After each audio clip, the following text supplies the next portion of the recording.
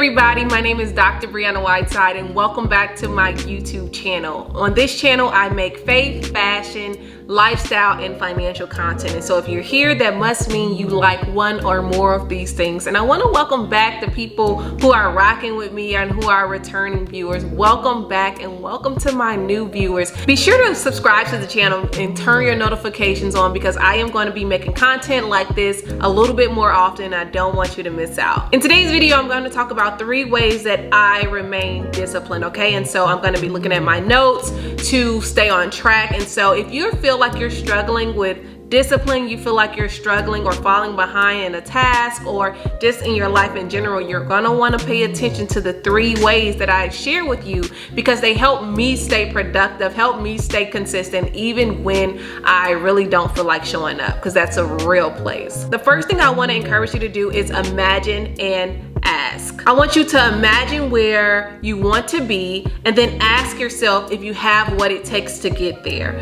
The reason why I'm starting off with these 2 things is because if you can't imagine your way there, you won't be able to work towards the goal, okay? You won't be able to muster up the courage or even the energy that is going to take in order for you to reach that goal. So you have to imagine yourself getting there before you get there. This is what a lot of people call visualization. We see these principles in the Bible, and so I want you to go ahead and start applying that principle, the principle of visualization, to your life. The reason why I have you to ask yourself if you have what it takes to get there is because I don't want you to underestimate what it may take. I don't want you to underestimate your current situation in life. I don't also want you to estimate the journey to get there. A lot of times we set the goals, we set the intentions, but we don't reach the end result because we didn't ask ourselves, what would be required of me in order to really lay hold of this thing, right? And so you want to start in those 2 places because that is you doing the work before you actually do the work. I say in a lot of videos, in a lot of my other videos, like, you got to do the work before you do the work. You got to think through the process before you actually start on the journey. You need to start thinking through the process first. Imagine. You have to imagine your end goals. The reason why you have to keep your end goal in mind and imagine it is because the journey is going to slap the taste out of your mouth. And I know I'm saying it with a smile, but more times than not, the journey to greatness, the journey to wherever it is I was trying to go, literally knocked my wig off. And it's a wig, okay? It knocked my wig off. It snatched my edges back. It did all the things that it was supposed to do because the journey really challenges you and asks you, how bad do you really want it? Are you gonna keep moving forward even though you feel like quitting, even though you're trying to go against the wind? Are you gonna keep going? So you have to go ahead and keep that end goal in mind, especially when you're journeying, because you're gonna want to give up. In fact, your brain will encourage you to give up even though you have said you wanted something else. I know it's a cruel trick that our brain plays on us, but you have to keep that end goal in mind. And also, when we're talking about the journey, that's where people faint in the middle. People don't faint at the beginning, and people don't faint at the finish line. People faint in the middle. The middle is hard, okay? I don't want to romanticize this process. The middle is difficult. It's hard. It's designed to be hard because ultimately, once you get in the middle, you're kind of too far from where you started to go back, but you're still not quite at the end goal. And so you're in this limbo place where, you can see the light at the end of the tunnel, but your confidence and your comfort is in the past, but you're too far gone. So you have to make a decision every day. Am I going to keep showing up and progressing, or am I going to stop? Unfortunately, one reason why a lot of people don't reach the end goal is because they stop right there in the middle and they fail because they stopped. So as far as asking, I want you to ask yourself these questions about if you have what it takes to make it through the middle, because you need a strategy to get out of the middle. You need to be strategic when you're in your place of transition or you're journeying to an end goal. So the middle is hard for two reasons. As I already said, you are in limbo. You are in this in-between space. You're probably trying to stabilize in quicksand, right? I've been there plenty of times. Don't recommend it's ghetto, but we all have to go through a middle to get to another level, right? And so you need a strategy because you need to know your triggers. You need to know what challenges you, right? So when you're in the middle, generally, in the past, I used to say I transition dangerously, and I'm getting better with transition, but I don't like to be uncomfortable for real. Like there's one thing to be, it's one thing to be uncomfortable on stable ground. It's a whole nother thing to be uncomfortable when the ground is moving, okay? I live on the West Coast. Let me insert this really quickly. I live on the West Coast, and I felt an earthquake for the first time in my life a few years ago, and it shook me. I was shook. I was afraid because it was the first time that I felt the earth shake. The earth moved. Something that I had taken for granted that's always going to be stable, that's always going to hold me up, started to quake, and I was quivering right with it, right? And so when you're in the middle, things are going to start quaking within you. Things are going to start becoming shaky, and everything is hiding in the middle, right? And so you need to know and create a strategy for how you're going to continue to press forward. What are you going to do when you feel like giving up? Are you going to give up? Are you going to, say for instance, you're on a weight loss journey, are you going to go ahead and just binge eat a bag of chips and then feel bad about yourself the next day or shortly after, right? Because your emotions don't care about your goals. They really don't. Your emotions are fickle and they will betray you in a minute, okay?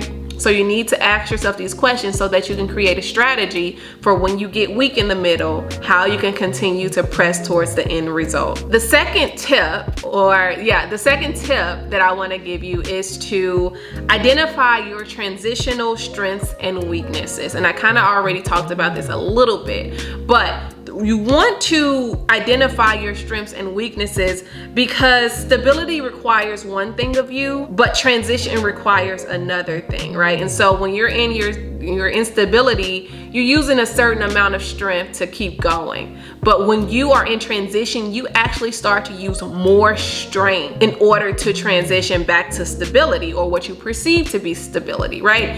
And so because you have to, I want to say you have to like become stronger, right? Because that's what the middle challenges us to do. Because you have to become stronger, you exert more strength. And you need to know what your strengths and weaknesses are, or what your triggers are in the middle, because they will become more pronounced as you are transitioning. So ultimately, what if something wouldn't have bothered you 3 months ago when you were on stable ground, it may bother you severely right now because why? You're transitioning. And you also need to identify who you become under stress. We all become someone different when we are under stress. What I noticed about myself is that I tend to go inward. I'm silent. I may also be snappy. I don't have a high tolerance already for a lot of foolishness, so I definitely don't have a high tolerance for foolishness when I'm in transition, you know. So I become this other person, and as a result, I need to be able to prepare those around me for that, right? Give them that information so a friendship won't break down, or give them that information so they can pray for me, help me through it, things of that nature, encourage me on.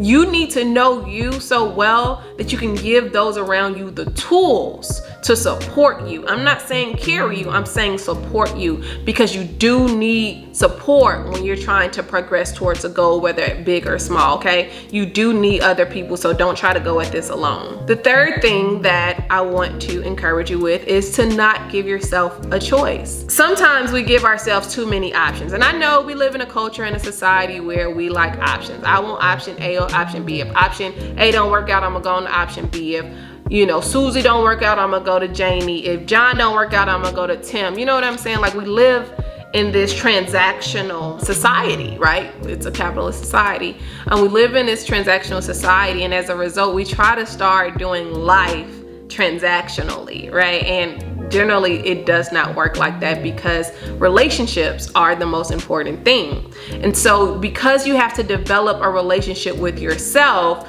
you have to start living as if you don't have a choice. So, as I already mentioned, your feelings are gonna lie to you. Your feelings don't care about your goals. They not loyal. So you can't be loyal to your temporary decisions, right? Your decisions, you can't be loyal to your temporary emotions. Your emotions don't only care about the right now. They don't care about 5 years from now, 10 years from now, any years from now. They don't care. They don't care. I'll tell you, when I was trying to get out of consumer debt back in 2019, it hurt my feelings not to go out with my friends. It hurt my feelings not to spend money. It hurt my feelings not to do retail therapy. I did get in real therapy, but it hurt my feelings so greatly. And I had to kind of say, Brianna, this is just a momentary hurt. You're gonna get over it. You're gonna be so much happier when you are out of consumer debt. And so you're just gonna have to bite the bullet.